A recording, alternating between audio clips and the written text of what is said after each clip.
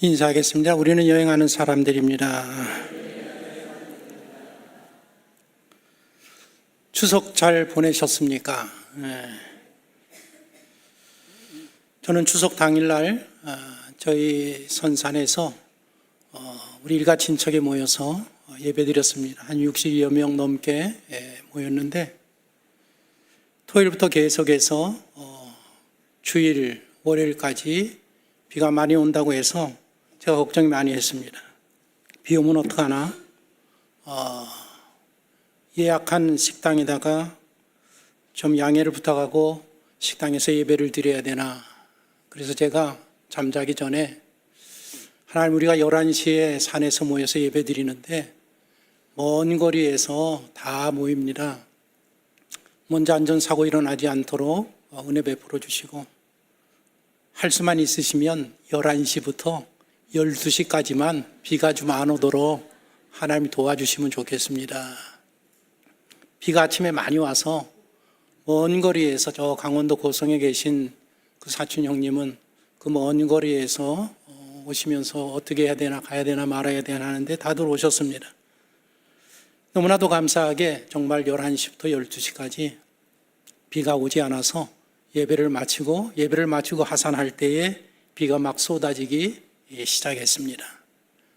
우리가 기도하면 하나님이 은혜 베풀어 주실 줄로 믿습니다. 저는 그렇게 믿습니다. 11월 9일 전도 초청잔치 주일입니다. 한 달 남았습니다.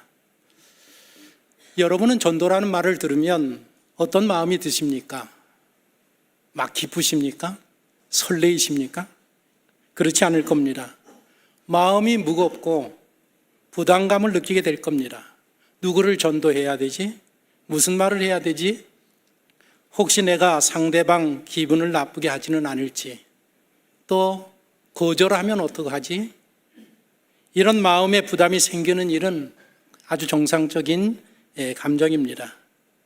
그런 우리의 마음을 잘 아시는 예수님께서 오늘 본문을 통해서 전도에 관한 7가지 팁을 우리에게 제공하고 계십니다. 예수님께서 70명의 제자들을 전도자로 보냅니다. 이때는 예수님의 공생에 6개월 남겨두신 시점입니다. 그러니까 이 땅에 사역을 얼마 남겨두지 아니하는 막바지 때에 70명을 파송합니다. 예수님의 제자 그룹을 보면 3명의 제자 그룹이 있었고, 그리고 그 다음에는 12명의 사도 그룹이 있었고, 그 다음에는 70명의 제자 그룹이 있었고, 그리고 120명의 제자가 있었고, 그리고 마지막에는 500여 명의 제자가 있었다라고 성경이 그렇게 기록을 하고 있습니다. 오늘 본문 70명의 제자들을 파송하는 이야기입니다. 왜 70명일까? 창세기 10장에 노아의 후손에 대한 족보가 나옵니다. 셈의 후손을 통해서 이 인류의 26개의 그런 민족이 나오고, 함의 후손을 통해서는 30개의 민족이 나오고, 셈의 야벳의 후손을 통해서는 14개의 민족, 그래서 창세기 10장을 보면 인류에는 70개의 민족 족속이 퍼져나가기 시작했다라고 기록이 되어 있습니다. 그래서 70은 성경에서 온 인류를 상징하는 숫자입니다. 예수님께서 70명의 제자들을 파송했다라는 것은 온 인류에게 복음을 전한다, 보편적인 구원을 상징하는 그런 숫자에 해당합니다. 이들을 어디로 보내시는가? 1절을 보시면 친히 가시려는 각 동네와 각 지역으로 둘씩 앞서 보내시며 그랬습니다. 이 시기에 6개월을 남겨둔 이 시기에 예수님이 이동하는 동선을 보면 갈릴리에서 사마리아를 거쳐서 예루살렘에 갔다가 거기서 초막절을 지키고 요단강 동편 베레아 지역으로 이동하셔서 그곳에서 한 3개월 정도 전도하시고 예루살렘으로 돌아오셔서 십자가를 지시게 됩니다. 그렇다면 70명의 제자들을 친히 가시려는 곳에 앞서 보내셨다고 했는데, 그것은 요단강 동편 베레아 지역이 아닌가라고 우리가 생각해 볼 수 있습니다. 70명을 보내시면서 당부와 주의의 말씀을 하신 것이 오늘 본문의 내용입니다. 오늘 본문은 전도 초청 잔치를 준비하는 우리 모두에게, 그리고 전도하고자 하는 모든 성도들에게 구체적인 도움을 주는 말씀이라고 할 수 있습니다. 7가지 생각을 해보면 첫 번째가 뭔가 하면 기도하라는 것입니다. 2절 말씀을 보십시오. 같이 한번 읽어보겠습니다. 이르시되 추수할 것은 많되 일꾼이 적으니 그러므로 추수하는 주인에게 청하여 추수할 일꾼들을 보내주소서 하라. 추수할 것이 많대라고 했습니다. 추수할 것이 많다. 이 말의 의미는 너희가 나가서 복음을 전하면 받아들일 준비가 되어 있는 사람들이 많이 있다라는 의미입니다. 10월, 11월은 추수의 계절입니다. 곡식, 과일, 채소 이런 것들을 추수할 때에 추수해야 됩니다. 시기를 놓쳐서는 안 됩니다. 만약 시기를 놓치면 그 1년 농사를 다 버려야 됩니다. 이제는 시대가 좋아져서 사과나 배 같은 것들은 1년 동안 저장할 수 있는 냉장시설이 확보되어 있습니다. 1년 동안 먹을 수 있습니다. 그러나 금방 무르는 복숭아나 포도 같은 것은 오래 저장할 수가 없습니다. 오늘날도 그런데 2000년 전은 어떠했겠습니까? 예수님 당시에는 어떠했겠습니까? 힘써 농사한 그 농사를 추수할 때에 제때 추수하지 아니하면 버려야 될 것들, 헛수고가 되는 것들이 너무나도 많이 있습니다. 오늘 이 2절의 본문 말씀, 이 말씀은 준비된 영혼을 위해서 너희들이 먼저 기도해야 된다라는 것입니다. 전도하러 보내는 이 70명의 제자들에게 준비되어 있는 영혼들이 있다. 그러니 너희들 그들을 위하여서 그들을 만나도록 하나님 앞에 먼저 기도해야 된다라는 것입니다. 전도 초청 잔치를 준비하는 우리 모든 성도들은 먼저 하나님 앞에 하나님이 분명히 예비하고 받아들일 수 있는 준비된 사람들을 선택해 놓으신 것을 믿고 여러분들 그 사람을 위해서 먼저 기도해야 하는 것입니다. 그들이 이번 기회를 통하여서 영원히 구원함을 받을 수 있도록 먼저 매 시간마다 기도하는 일이 중요합니다. 또한 일꾼을 보내달라고 하나님 앞에 기도하라고 예수님이 말씀하셨습니다. 전도할 때 잊지 말아야 될 한 가지 사항은 추수하는 주인은 누군가 하면 우리가 아니라 바로 여호와 하나님이라는 점입니다. 우리는 일꾼에 불과합니다. 풍년을 맞아서 추수할 것이 많다고 생각을 해보십시오. 그래서 우리가 나가서 이제 과일을 따고 곡식을 거둬드립니다. 그런데 거둬들일 것은 많은데 일꾼이 부족하여서 손이 딸린다고 하면 어떻게 해야 되겠습니까? 주인에게 달려가서 할 일이 너무 많습니다. 손이 너무 부족합니다. 일꾼을 더 채용해서 보내주셔야 되겠습니다 라고 요청해야 되지 않겠습니까? 전도 초청 잔치를 준비하는 우리들은 먼저 하나님 앞에 기도해야 되는데 복음을 받아들일 준비된 사람들을 만나고 그들의 영혼이 구원함을 받기 위해서 기도해야 되고, 일꾼이 부족하기 때문에 우리 모두가 다, 우리 청파중앙교회 모든 성도들이 다 하나님의 일꾼으로 나서는 은혜를 베풀어 달라고 먼저 기도로 준비해야 하는 것입니다. 그래서 오늘도 우리가 30분 일찍 나와서 많은 기도 제목을 나눌 때에 우리 앞에 있는 전도 대상자들을 위해서 기도한 이유가 거기에 있습니다. 집에서도 그렇고 직장에서도 그렇고 있는 곳에서 시간이 될 때마다 여러분들이 작정한 그 영혼을 위하여서 먼저 하나님 앞에 기도하라는 것입니다. 이것이 첫 번째 팁이고, 두 번째 팁은 가라는 것입니다. 기도로 준비한 후에는 3절에 보니까 갈지어다. 우리 모두가 다 전도인으로 그 전도 대상자들에게 다가가야 한다라는 것입니다. 성경은 분명히 예수님을 통하여서 이 세상에서는 준비된 영혼들이 많이 있다 말씀하셨는데 우리는 누가 준비되어 있는 사람인지를 알지 못합니다. 그래서 우리는 나가서 만나는 모든 사람들에게 예수 그리스도의 복음을 전해야 되는 이유가 여기에 있습니다.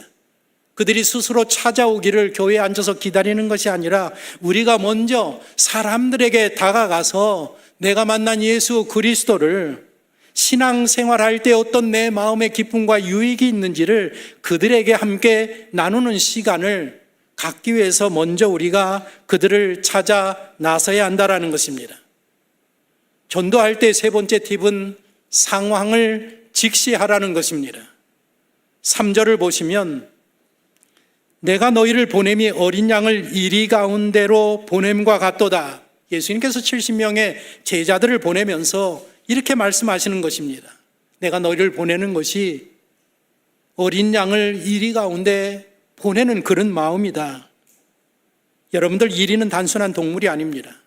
이리라는 것은 적대적인 세상과 하나님의 일을 방해하는 세력을 은유적으로 표현하는 단어입니다. 양의 천적이 바로 이리입니다. 양은 순하고 방어력이 없는 그런 양이기 때문에 이 이리 늑대가 달려들면 어떻게 감당할 길이 없습니다.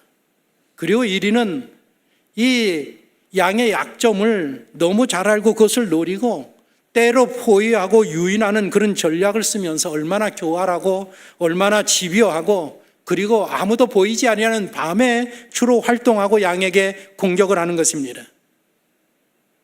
전도는 보이지 아니하는, 우리가 한 영혼을 구원하기 위해서 결심하고 작정하고 기도하고 복음을 들고 나서면 이 보이지 아니하는 악한 어둠의 영들이 방해한단 말입니다. 그래서 마태복음에는 똑같은 구절을 이야기하면서 이 말을 첨언하고 있습니다. 마태복음 10장 16절을 보십시오. 같이 읽어보겠습니다. 보라, 내가 너희를 보냄이 양을 이리 가운데로 보냄과 같도다. 그러므로 너희는 뱀같이 지혜롭고 비둘기같이 순결하라. 예수님께서 제자들을 파송하면서 너희는 내가 보기에 어린 양 같다. 그런데 너희가 가서 복음을 전할 세상은 이리가 득실거리는 그런 세상이다. 그러므로 너희는 한 영혼을 구원하러 갈 때에 뱀같이 지혜로워야 되고 그리고 비둘기같이 순결한 사람이 되어야 된다라고 말씀하고 있습니다. 여기 지혜롭다라는 것은 단순히 똑똑하다라는 그런 의미가 아닙니다. 지혜롭다라는 것은 현실을 분별하고 행동하는 그런 능력을 의미하는 단어입니다. 우리가 전도할 때에 단순하고 무모하게 굴지 말아야 합니다. 우리가 어떤 위험 속에 있는지, 저 사람들의 마음이 어떤 마음인지를 잘 분별하고 신중하게 처신하고 행동하라는 그런 말씀입니다. 그래서 전도를 나갈 때에 기도하고 가야 하고 그 내가 가 있는 그 현장의 상황을 잘 직시하고 분별하는 분별력이 우리에게 필요합니다. 네 번째로는 영혼 구원에 집중하라고 우리에게 조언하고 있습니다. 4절을 보십시오. 전대나 배당이나 신발을 가지지 말며 길에서 아무에게도 문안하지 말며, 지금 70명의 제자들이 몇 시간 갔다 오는 게 아니라 며칠 동안 먼 길을 떠나는 그런 지금 시점에 있습니다. 그런데 그들을 보내면서 예수님이 하시는 말씀이 뭔가 하면 돈주머니를 갖지 말아라. 배낭을 짊어질 필요 없다. 여분의 신발을 가지지 말아라. 여러분들, 길 떠나는 사람은, 여행을 떠나는 사람들 가장 중요한 게 무엇입니까? 지갑이 가장 중요하고 배낭이 중요하고 신발이 중요하지 않습니까? 필수품입니다. 없어서는 안 될 것들입니다. 그런데 예수님께서는 지금 전도하러 나가는 제자들에게 그런 것들 다 소용없다, 필요 없다, 준비하지 말고 갖추지 말아라. 왜 그렇게 말씀하시느냐? 너희가 전도하러 나가서 그 현장에 들어서면 그때마다 필요한 것은 여호와 이레가 되시는 하나님께서 다 준비하시고 그때마다 공급하실 테니까 너희는 염려를 다 내려놓고 가서 그냥 사람을 만나기만 하면 되고 그들에게 복음을 증거하기만 하면 된다라고 말씀하시는 것입니다. 우리가 믿는 여호와 하나님은 여호와 이레, 준비하시는 하나님이신 줄로 믿습니다. 걱정할 거 아무것도 없습니다. 그러면서 하시는 말씀이 너희들 길에 가면서 아무에게도 문안하지 말라고 말씀하십니다. 길에서 문안하지 말라라는 것은 인사하지 말라라는 예절을 금지하는 그런 말이 아닙니다. 이 복음 사명의 긴급성, 그리고 거기에 집중해야 된다라고 강조하는 그런 말씀입니다. 우리가 문맥상으로 보면 먼저 어린 양 같은 너희를 이리 가운데 보낸다라고 말씀하셨습니다.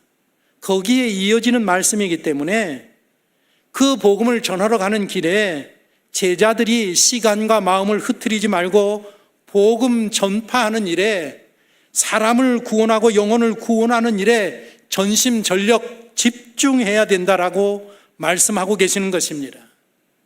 구약 성경에 엘리사라는 선지자가 있었습니다. 수넴 여인이, 수넴이라는 지역의 한 여인이 선지자인 줄 알고 얼마나 잘 대접하는지 알 수 없습니다.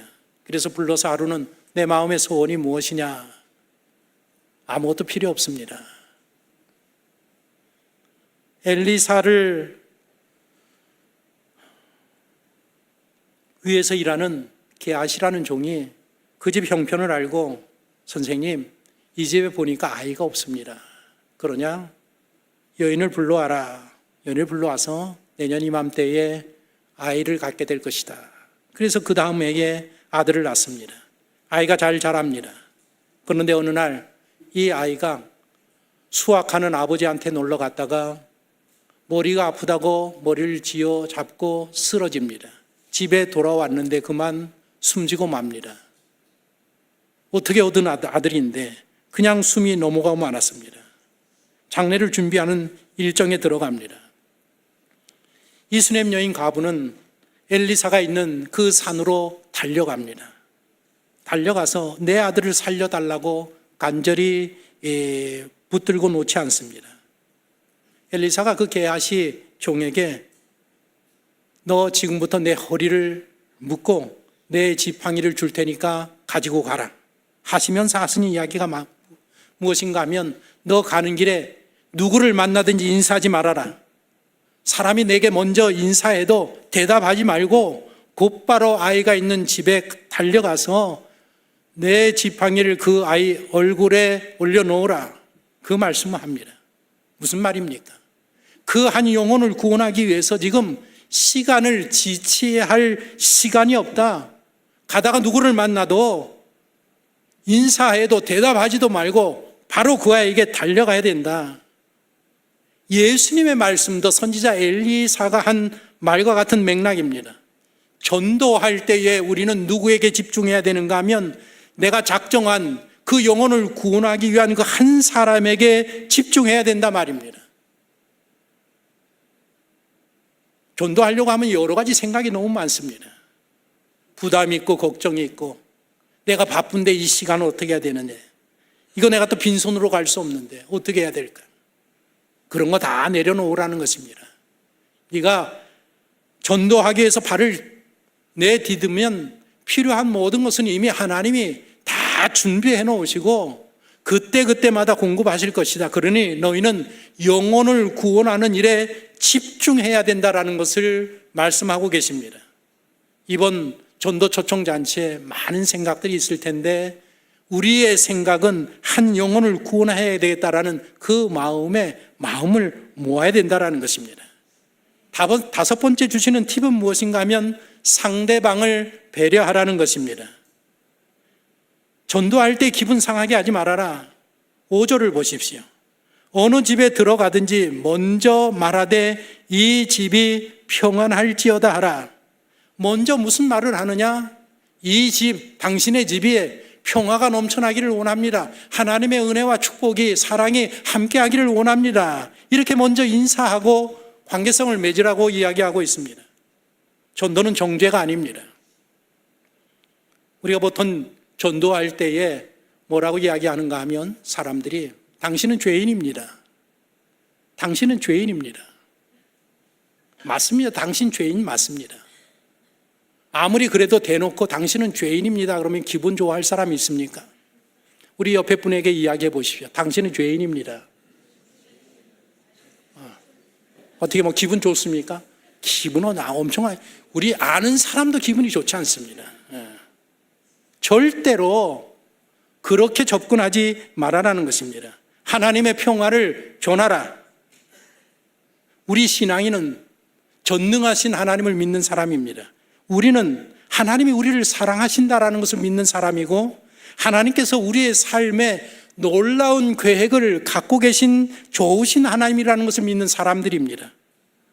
그래서 우리가 옛날에 전도할 때 훈련받았던 사형리의 첫 번째 원리가 무엇인가 하면, 사람을 총 만나면 그 사람에게 첫 마디가 뭔가 하면, 하나님은 당신을 사랑하십니다. 그리고 당신을 위한 놀라운 계획을 가지고 계십니다. 이 말로 접근하고 인사하라는 것입니다. 한번 읽어보십시다. 시작. 하나님은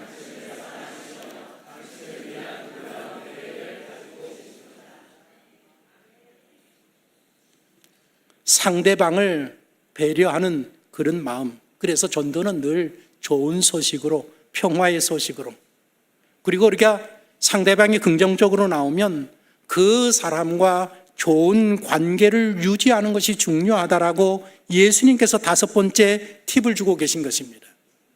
7절 8절을 보시면, 그 집에 유하며 주는 것을 먹고 마시라. 너희 앞에 차려놓은 것을 먹으라.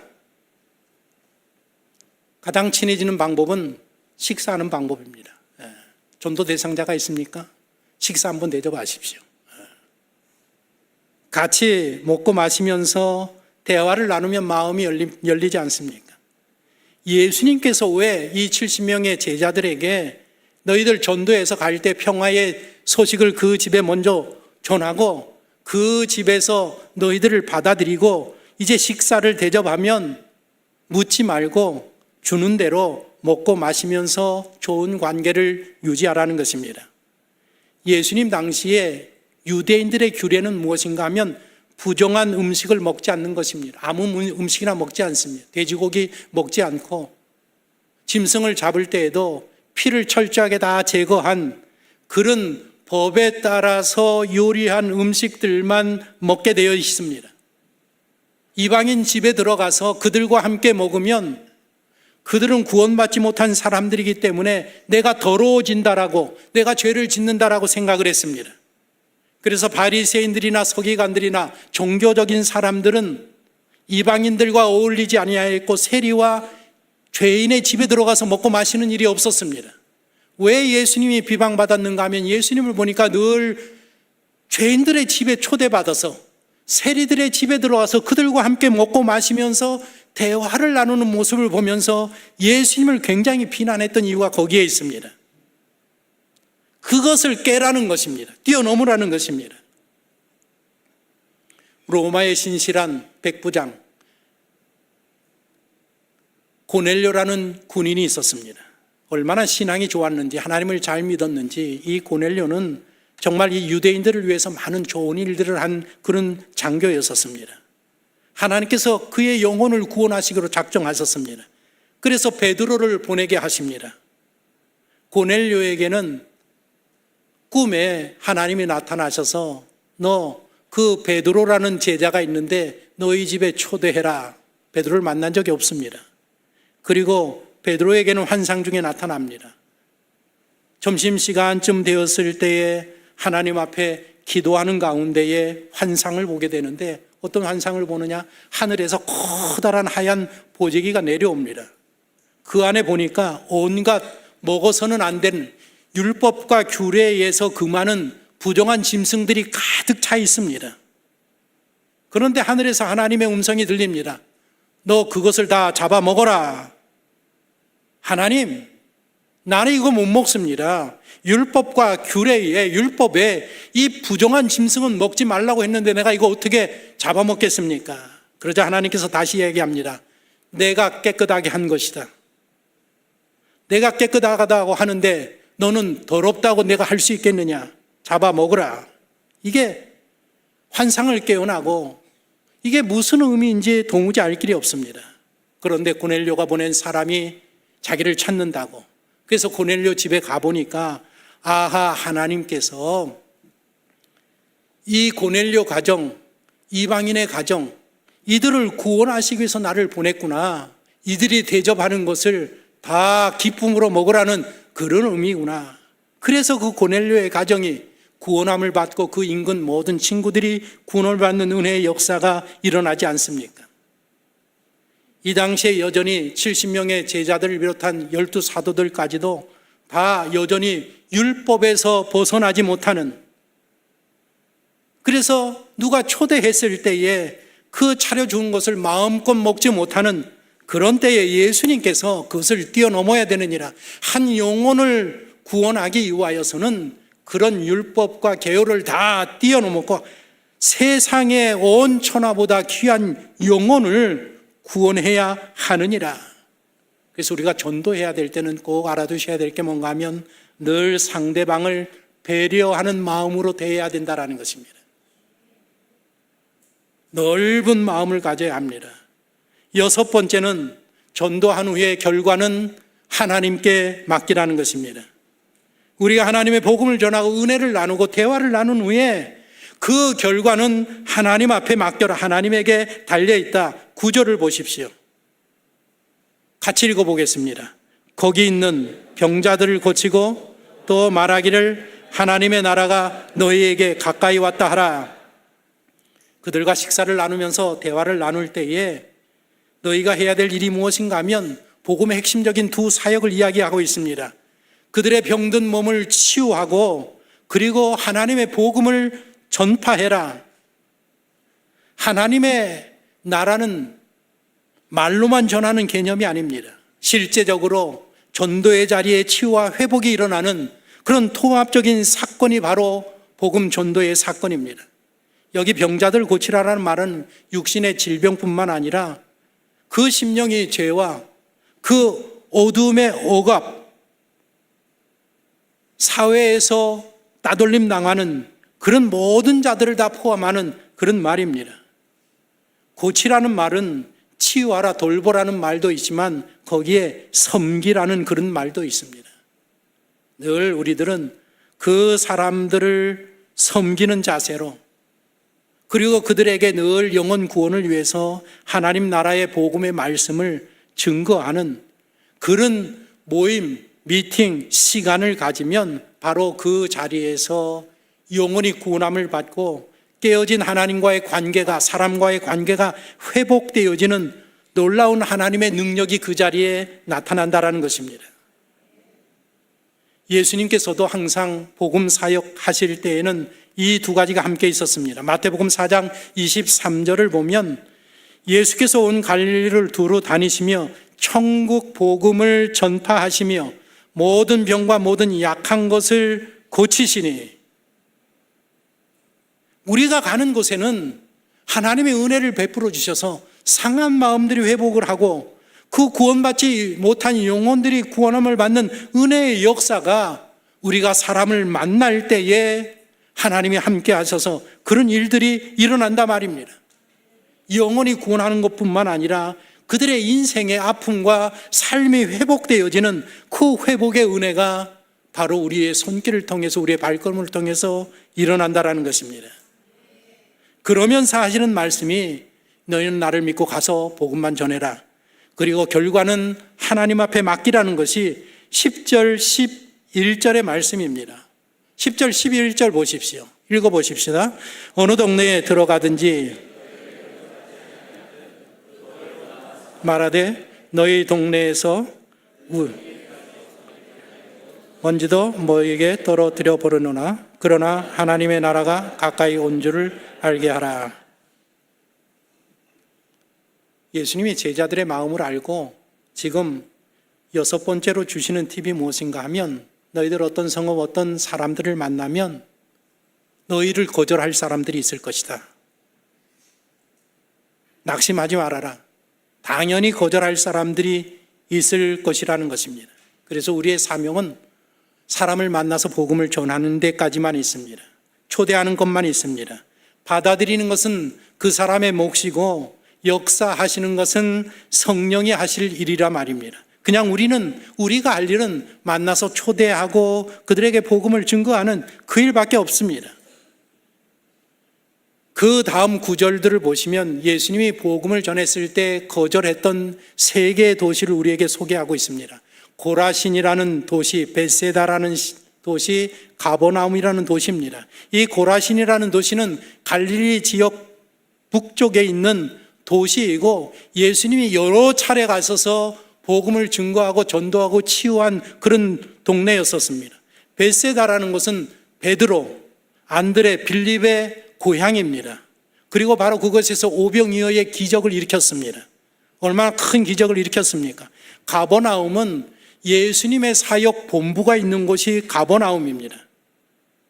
고라신, 벳세다, 가버나움의 사람들은 그 어떤 도시보다도 더 많이 예수님을 만났고 예수님의 말씀을 들었고 예수님이 행하시는 기적을 경험했고 예수님이 일으키신 치유를 경험한 그런 도시의 사람들이었었습니다. 그럼에도 불구하고 그들은 끝끝내 예수님을 거절하고 복음을 받아들이지 아니했단 말입니다.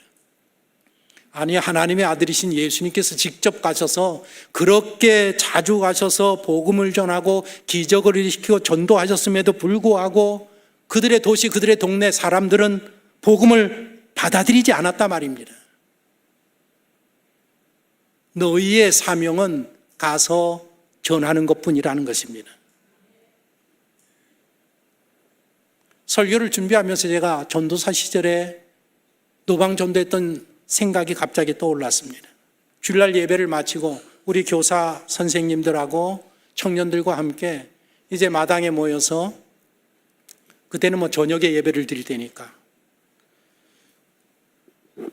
모여서 손을 잡고 이제 노방전도 이제 제가 전도사니까 이제 그들을 데리고 저기 노량진 역 그 내거리로 내려가는 겁니다. 하나님 앞에 전도 나갑니다. 전도지 들고 전도 나갑니다. 우리의 발걸음을 인도하시고 은혜 베푸시기를 원합니다. 기도하고 통성기도하고 내려갔습니다. 이제 흩어져서 전도하기 시작했습니다. 전도지를 이만큼 들고 제가 저기서 나 흩어져서 저도 이제 전도를 합니다. 뭐라고 합니까?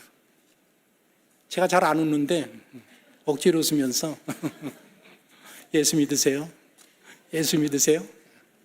그러면은 순순히 받아주시는 분도 있고 어떤 분은 수고하십니다. 감사합니다. 어떤 사람은 받고 그 자리에서 꾸겨서 버리는 사람이 있고 어떤 사람은 노려보면서 가는 사람이 있습니다. 그런데 어떤 사람을 만나는가 하면 저하고 나이가 거의 비슷한 사람인데 저를 노려보면서 계속 걸어가는 겁니다. 전도사가 그러면 안 되는데 그때 제가 정신이 나갔나 봐요. 속에서 불이 막 올라오면서 죽었던 옛사람이 막 살아나면서 이거 봐라.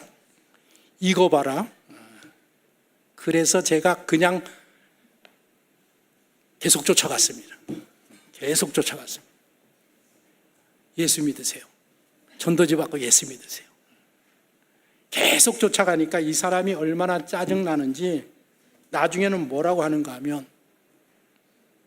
아니 전도하시는 분이 하나님이 믿는 사람들이 이렇게 하면 안 되는 거 아닙니까? 맞습니까? 틀립니까? 맞잖아요. 제가 할 얘기가 없어서 거기서 멈췄습니다.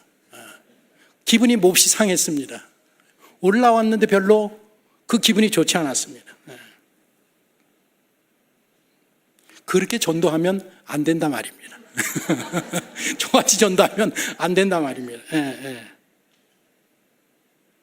하나님이 예비하신 자들, 복음을 받아들일 준비된 자들도 있지만 너희를 거절할 자들도 마땅히 거기 많다. 그러니 너희를 거절할지라도 너희들 마음 상해할 거 없다. 너희들이 해야 될 일은 무엇인가 하면 그저 준비된 자들을 만나면 그들의 복음을 전하고 그들이 복음을 받아들이는 그것은 그들의 몫이고 그 역사하시는 것은 성령 하나님의 하실 일이지 처음부터 끝까지 열매 맺는 것까지 다 너희의 일이냐? 너희의 일이 아니라는 것입니다. 너희는 복음을 전하면서 그저 하나님의 때를 기다리는 과정이 전도인 줄 알고 가서 결과는 하나님 앞에 맡기라는 것입니다. 이번에 그 영혼이 구원함을 받든지 오든지 안 오든지 그것은 그 사람의 몫이고 그리고 성령 하나님이 역사하실 일이고 우리는 가서 초대하고 전하는 것 그거마저 안 하면 어떻게 그 사람들에게 기회가 있겠습니까? 여섯 번째로 튀는 팁이 무엇인가 하면 너의 사명은 초대하는 데까지고 그 다음에 결과는 누구에게 맡기라? 하나님에게 맡기라는 것입니다. 마지막 일곱 번째 중요합니다. 바로 복음을 전하는 당신이 하나님의 대사라는 것입니다. 16절의 말씀이 그것입니다. 16절 보십시오. 읽어봅니다. 너희 말을 듣는 자는 곧 내 말을 듣는 것이요 너희를 저버리는 자는 곧 나를 저버리는 것이요 나를 저버리는 자는 나 보내신 이를 저버리는 것이라 하시니라. 요 16절의 말씀을 한마디로 전하면 너희들은 나의 대사다, 하나님의 대사라는 것입니다. 대사가 누굽니까? 대통령이나 왕이 전하는 말을 그대로 대언하는 사람들, 전달하는 사람을 대사라고 하지 않습니까? 우리가 전도할 때 우리의 말을 하지 않습니다. 우리를 보내신 하나님의 말씀을 하는 것입니다. 그래서 우리는 누구의 대사인가 하면 하나님의 대사라 말입니다. 대사라도 누구의 대사냐에 따라서 권위와 지위가 다르지 않습니까? 대통령의 대사, 미국 대통령의 대사, 한 기관의 대사라고 하면 그 어떤 사람의 대사냐에 따라서 내 위치와 권위가 달라지지 않습니까? 우리는 천지 만물을 창조하신 하나님의 대사로서의 자격으로 전도에 나서는 것입니다. 그래서 우리를 거절하는 게 아니라 우리의 복음을, 우리의 초대를 거절하면 우리를 거절하는 것이 아니라고 예수님이 말씀하시고, 너희들을 거절하면 그것은 너희를 보낸 나를 거절하는 것이고 나를 거절하면 살아계신 하나님을 거절하는 것이다. 그러니 그들의 반응에는 너희들 너무 신경 쓰지 말고 너희가 하나님의 대사인 것을 알고 가서 복음을 전하라는 것입니다. 11월 9일에 있을 전도 초청 잔치는 이 70명의 사명을 재현하는 중요한 자리입니다.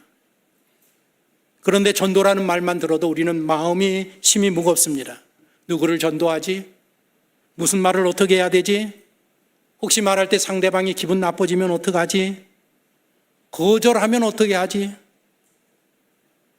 예수님으로부터 파송받는 70여 명의 제자들의 마음도 그러했고, 그런 제자들의 마음을 잘 알고 계신 예수님께서 그래서 그들에게, 그리고 오늘 우리들에게 7가지 팁을 제공해 주시는 것입니다. 7가지를 보십시오. 첫 번째가 무엇인가 하면 읽어보십시다. 시작. 기도하라, 가라, 상황을 직시하라, 영혼 구원에 집중하라, 상대방을 배려하라, 결과는 하나님께 맡기라. 당신은 하나님의 대사다. 은혜의 자리로 여러분들 그분들을 초대하십시오.